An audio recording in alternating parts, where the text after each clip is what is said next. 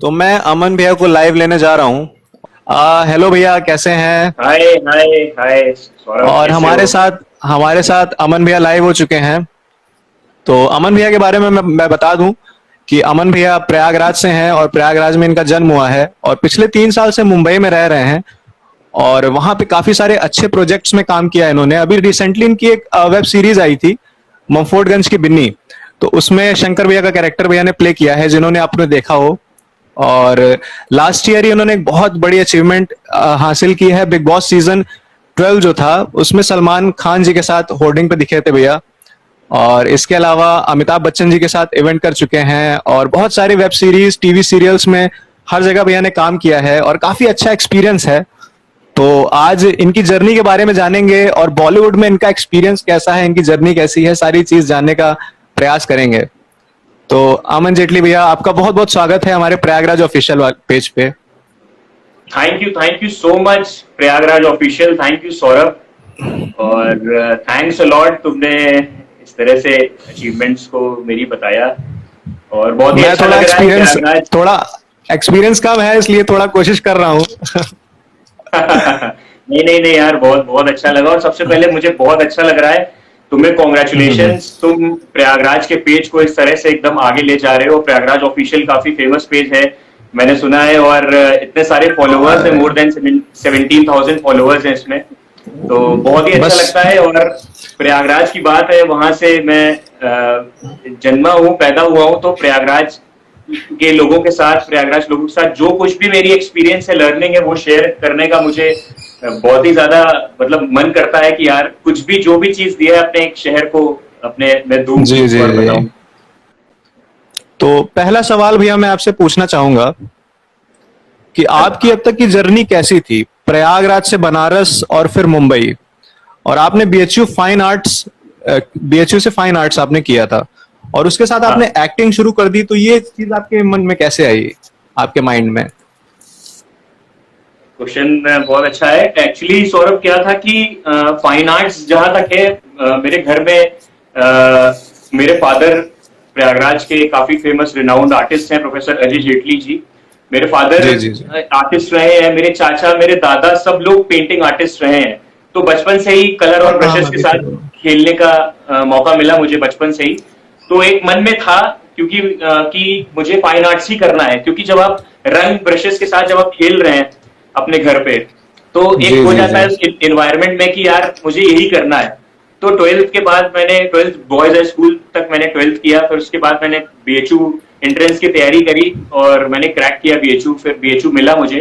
तो fine arts की journey के दौरान ही मैंने डायरेक्ट, क्या हुआ कि थिएटर का एक वर्कशॉप हो रहा था कहीं पे। तो स्कूल से जी ही जी बहुत जी। ज्यादा स्टेज पे मुझे चढ़ने का बहुत ज्यादा शौक था। चाहे एलिक्यूशन हो, डिबेट हो, स्पोर्ट्स हो, स्कूल में हर जगह कुछ ना कुछ एक्टिविटीज में मैं एक्टिव रहता था। तो फिर जी जी। जब मुझे थिएटर वर्कशॉप के बारे में पता चला, मैंने ज्वाइन किया। तो पहला मैंने प्ले किया। तो मुझे जब स्टेज पे मैं चढ़ा और मैंने परफॉर्मेंस दी, तो मुझे मतलब कहते हैं ना, एक अंदर से आवाज आ गई कि मुझे यही करना है। हाँ, सही मतलब वो बात है। एक अंदर से कॉल आया कि यही, ये मुझे सुकून दे रहा है, मुझे सेटिस्फैक्शन दे रहा है, जो रियल सेटिस्फैक्शन होती है वो। यही सेम चीज मेरा सिंगिंग के साथ है। जब मैं स्टेज पे चढ़ा तो मेरे दिल से आवाज आई कि मुझे यही करना है। और एग्जैक्टली exactly। तो वो वो पैशन आपका जो होता है ना, वो आपको आवाज देता है अंदर से। आवाज देता है। और हर इंसान को अपना इनर कॉल सुनना चाहिए। और आप आंख बंद करिए और मतलब सोचिए कि अंदर से कोई आवाज आएगी। अगर आप वो आप सुन लेंगे तो वो आपको वो बताएगी कि आपको क्या करना है। तो उसी में जी फिर जी मुझे जी। सौरभ खुशी मिलने लग गई और फिर मैंने उसको स्टार्ट किया। और फिर मैं लगातार 4 साल मैंने थिएटर किया और वाह। जम के थिएटर किया। सुमित श्रीवास्तव, गौतम चैटर्जी सर, बहुत सारे जी मेरे जी। गुरु रहे बनारस में, जिनके साथ मैंने अलग अलग प्लेटफॉर्म्स में मैंने प्ले किए। अलग अलग अचीवमेंट्स भी मिलती गई, रेडियोज में इंटरव्यू, न्यूज़पेपर, सब चलता रहा, एक जर्नी चलती रही। तो फिर बीएचयू से मैंने, बीएचयू में फैकल्टी यूथ फेस्टिवल होता था, उसका फिर मैं लीडर बना। तो फिर वो थिएटर की एक प्रोफेशनल जर्नी शुरू हो गई थिएटर की। तो जी जी फिर जी। उसके बाद करते करते करते करते जब बीएचयू का दौर मेरा 4 साल ग्रेजुएशन के खत्म हुए, फिर उसके बाद उसी बीएचयू के दौरान मैं फिल्म इंस्टीट्यूट पुणे में, मेरा एप्रिसिएशन कोर्स मेरा सिलेक्शन हुआ। वहां से फिल्म जी इंस्टीट्यूट पुणे से मैंने किया उस कोर्स को। फिर वहां से करने के बाद मास्टर्स किया पटियाला से। मास्टर्स इन फिल्म एंड वाह। टेलीविजन। तो masters in film and television Punjab university किया मैंने। फिर वहां से भी मैं थिएटर से नेशनल्स वगैरह में मैंने रिप्रेजेंट किया, तो जी वहां से जी भी जी। प्लेस वगैरह किए मैंने। और हम्म। फिर करते करते एक जर्नी रही, फिर इंडिया में हर जगह नेशनल फेस्टिवल, ओलंपिक्स में करने का मौका मिला मुझे। थिएटर का ओलंपिक्स हुआ था इंडिया में जी 2 साल, जी। तो उस ओलंपिक्स में परफॉर्म किया। तो बस ऐसे चलती गई जर्नी, फिर उसके बाद मैं यहाँ मुंबई पे आया। काफी सारे आपके जूनियर्स भी हैं, बीएचएस वाले। हेलो हेलो सबको, बीएचएस बहुत याद आता है यार। बॉयज स्कूल तो एक अलग अलग ही खुशी है। बीएचएस तो मतलब जान जी रही है। जी। और अच्छा, आपने फाइन आर्ट्स भी किया है, फोटोग्राफी भी और थिएटर भी। तो अगर हाँ। किसी को इन सब फील्ड में जाना है तो वो कैसे प्लान करेगा? अह, जैसे किसी को फाइन आर्ट्स करना है, तो फाइन आर्ट्स की क्या है कि फाइन आर्ट्स आजकल बहुत बड़ा स्कोप है। सौरभ, हमेशा पहले होता था कि घर के मदर फादर्स को कहा कहते थे कि घर के बड़े की सिर्फ इंजीनियरिंग करनी है, डॉक्टर बनना है, और यही सारी जी जी। चीजें अब क्या है कि अब एक बच्चा पेंटिंग बनाना चाहता है, सिंगिंग करना चाहता है, डांस करना चाहता हम्म है। तो उसी तरह फाइन आर्ट्स एक बहुत बड़ा स्कोप है। फाइन आर्ट्स जिसको भी पेंटिंग में हम्म। इंटरेस्ट है, डिजाइनिंग में इंटरेस्ट है, एनिमेशन में, फोटोग्राफी में, किसी चीज में भी इंटरेस्ट है, वो फाइन आर्ट्स के कोर्सेज कर सकता है। अगर इलाहाबाद में है जी। तो प्रयागराज इलाहाबाद यूनिवर्सिटी में bachelor of fine Allahabad arts का यूनिवर्सिटी कोर्स में। होता है। 4 इयर्स का कोर्स होता जी है जी जी। विजुअल हाँ। Faculty of visual, hmm, department of visual arts में। वहां का वो जी। एंट्रेंस दे सकता है, बीएचयू का दे सकता है, दिल्ली कॉलेज ऑफ आर्ट्स का दे सकता है, बड़ौदा आर्ट्स कॉलेज, जेजे। ये सब इंडिया के top most fine arts institutes हैं, जहां से वो 4 साल की डिग्री का कोर्स करता है और अपनी पेंटिंग हम्म। और फाइन आर्ट्स की ड्रीम को पूरा कर सकता है वो।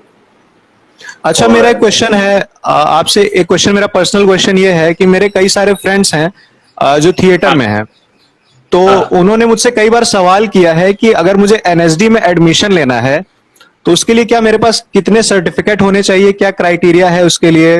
वो सारी चीजें किस मेरे चीज पास कई बार। एनएसडी, किस चीज का एडमिशन? नेशनल अच्छा स्कूल ऑफ ड्रामा।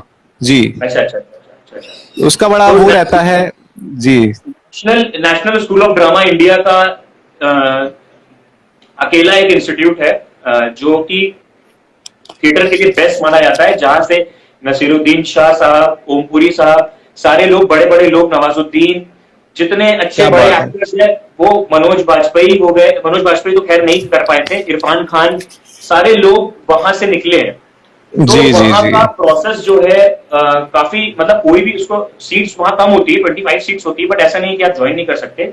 आपको मिनिमम 7 प्लेस करने हैं। वहां 7 प्ले की रिक्वायरमेंट होती है।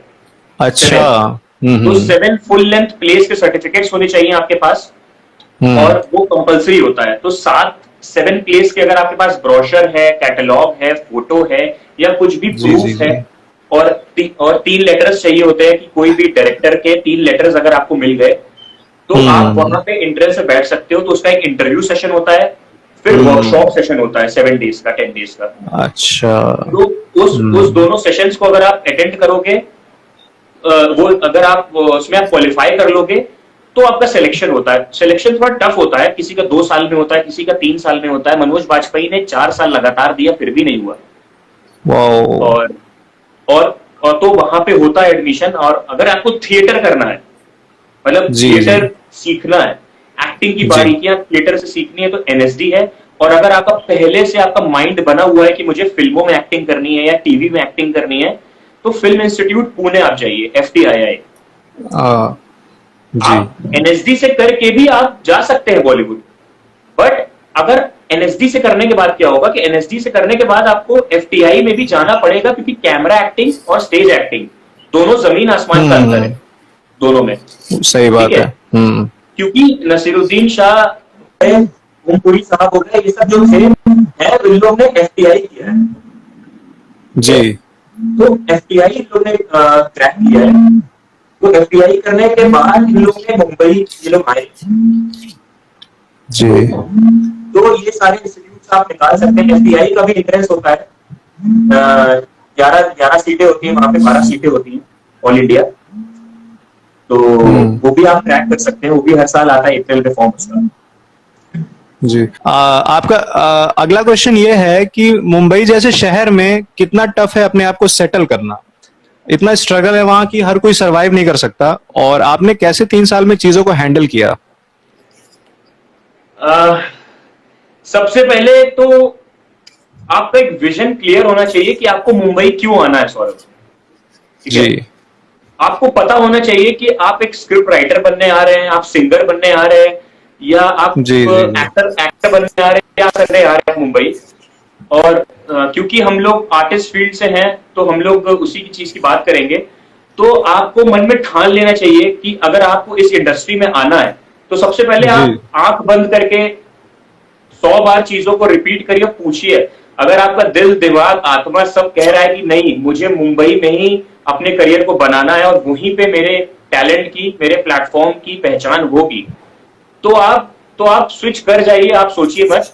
तो मेरे कहने का जी मतलब जी जी और मुंबई, डरना नहीं है मुंबई से। लोग हवा बना के रखते हैं कि हम्म बहुत स्ट्रगल है, बहुत ज्यादा फाइट है, ये सब है। कुछ नहीं, अगर आपको करना है तो करना है, चाहे मुंबई हो, चाहे अमेरिका हो, चाहे बॉलीवुड हो, आप कर लोगे।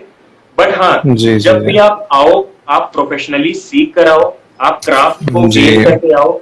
तो आप ऐसे ही बैग उठा के मत आइए मुंबई, आप सही सीख बात करके है। आइए। नहीं तो यहाँ पे टैलेंट की बहुत ज्यादा पूछ है। ऐसा नहीं कि टैलेंट की पूछ नहीं है, यहाँ पे जो आपको सेलेक्ट करते हैं डायरेक्टर्स, कास्टिंग डायरेक्टर्स जो करते हैं, वो हम्म इतनी बारीकियां होती है कि आप कैमरे के सामने ऐसे खड़े होंगे तो आपको वो सिलेक्ट कर लेंगे कि वो आप किस लेवल के हम्म एक्टर हो, वो बता देंगे आपको। तो जी ये चीजों को आपको समझना पड़ेगा और अपनी क्राफ्ट स्किल को कम से कम एटलीस्ट 1 2 साल 3 साल रंगमंच करके आइए। अगर आप एनएसडी एफटीआई नहीं निकाल पा रहे हैं तो जिस भी जी जी शहर जी में आप हैं, अपने शहर में आप थिएटर करिए और थिएटर करके आइए, जिससे कि आपको कॉन्फिडेंस मिलेगा। अभी बीच में आपके हाँ लिए क्वेश्चन आया था, थोड़ा अनोखा क्वेश्चन था कि भैया अगर मैं हाँ। एक्टिंग करना चाहता हूं तो टिकटॉक कैसा मंच है उसके लिए। देखिए टिकटॉक क्या है कि टिकटॉक आजकल, टिकटॉक की मैं बुराई नहीं करूंगा, टिकटॉक अच्छा प्लेटफॉर्म है। टिकटॉक जो है, हम्म टिकटॉक आजकल यूट्यूब को भी उसने पीछे कर दिया है। TikTok is one of the trending platforms in social media. TikTok ji सबसे ऊपर है। बट टिकटॉक से क्या है कि हम्म टिकटॉक से आप एक्टर नहीं बन सकते कि आप सोचे टिकटॉक से आप एक्टर बन जाएंगे। बहुत टफ होता हम्म है, क्योंकि टिकटॉक में क्या होता है कि पहले से आवाजें होती हैं उसमें, तुमने ध्यान दिया होगा। पहले से आवाजें होती हैं, सही बात है। तो पहले से उसमें आवाजें होती हैं और उसी को लोग आपको लिपसिंग लिपसिंग करना करते है। जी हैं, लिपसिंग करते जी हैं। तो उसमें ना आपकी आवाज आ रही है, ना आपका हम्म इमोशन आ रहा है, ठीक है। जी तो ये चीजें आ ही नहीं रही। एक अभिनेता का जो टूल होता है, एक्टर्स के टूल होते हैं जो आंगिक वाचिक सात्विक आहार है, ठीक है। मतलब वाह बॉडी बॉडी वॉइस और हम्म स्पिरिचुअलिटी और कॉस्ट्यूम, ठीक है। ये क्या बात है। ये चार चीजें एक्टिंग के टूल्स होते हैं। अब टिकटॉक में जी जी आपका वाचिक गायब ही है, आपका मेन चीज आपका गायब है। आपका सात्विक गायब हो रहा है, इमोशन कनेक्टिविटी। तो सही बात है। टिकटॉक में आपके फॉलोअर्स बन सकते हैं। मेरे बहुत सारे दोस्त हैं जिनके 10 मिलियन फॉलोअर्स हैं, 2 मिलियन फॉलोअर्स हैं, जो जी टिकटॉक पे बहुत फेमस हैं। तो आप देखिए टिकटॉक पे फेमस हो जाओगे, आपको 1 करोड़ लोग, 50 लाख लोग जान जाएंगे। बट वो एक्टर बनने की हम्म जर्नी बहुत बहुत बहुत डिफिकल्ट है। हाँ आपने इतनी सारी आर्ट्स फील्ड्स को किया है, तो आप बताइए अगर किसी भी फील्ड को किसी को भी आर्टिस्ट बनना है किसी भी फील्ड का, तो उसे सबसे पहले क्या करना चाहिए। किसी भी फील्ड का आर्टिस्ट बनना है मतलब। जी जैसे मैं सिंगिंग में हूं, हाँ हाँ। तो सबसे पहले क्या करना चाहिए। सबसे पहले आप जिस भी जगह पे हैं, आप वहीं रह के अपने क्राफ्ट को इम्प्रूव करिए, ठीक है। जी आप अपने स्किल्स को इम्प्रूव करिए। आप अपने जो आप जैसे सिंगिंग करना चाहते हैं, आप पेंटिंग करना चाहते हैं, एक्टिंग करना चाहते हैं, उसका इतना ज्यादा आप स्ट्रांग हो जाइए और उसी शहर में हम्म जो उसका मास्टर हो उसको जाके आप दिखाइए, उससे आप हाँ इंटरेक्ट करिए। तो जब वो भी आपको बोलने लगे और आपको भी जब कॉन्फिडेंस आने लगे, हम्म ठीक है, जी जी तब आप इसको फॉरवर्ड करिए आगे। तो आप पहले अपने आप को देखिए कि आप क्या प्रिपेयर हैं उस ऑडिशन के लिए। हम्म क्या आपको आता है एक्टिंग, क्या आपने किया सही है। बात है। और जो एक्टर्स एक्ट कर रहे हैं, कभी जाके आप उनके बारे में रिसर्च करिए। जो हर फिल्मों में आ रहे हैं लगातार, उनके बारे में रिसर्च करिए। आपकी कितने साल से वो है मुंबई में और सही बात है। कितना उन्होंने संघर्ष किया है, क्या क्या वो थिएटर कर चुके हैं, ठीक है। हम्म तो वो चीजें कभी भी किसी भी एक्टर को आप देखते होंगे कि यार ये तो उस फिल्म में भी था, ये तो उस फिल्म में भी था, छोटे छोटे रोल में हम्म। वो आता है। ठीक है, तो जी जी। उसके पीछे की जर्नी मिनिमम 10 साल की होती है, 8 साल की होती है, 5 साल की होती है, तब उसको मिलना शुरू होता है। सही बात है। तो सबसे मैं विदा लूंगा अब, और भैया को थैंक यू कहते हुए कि उन्होंने इतना कीमती वक्त दिया हम सबको, और बहुत ही नॉलेजफुल ये सेशन रहा। Thank you so much. और थैंक्स टू प्रयागराज ऑफिशियल। मेरे सारे जितने फ्रेंड्स फैंस जितने हैं, सब लोग प्रयागराज ऑफिशियल को फॉलो करिए, बहुत अच्छे अच्छे अपडेट्स हैं उसमें, और सब लोग थैंक यू सो मच।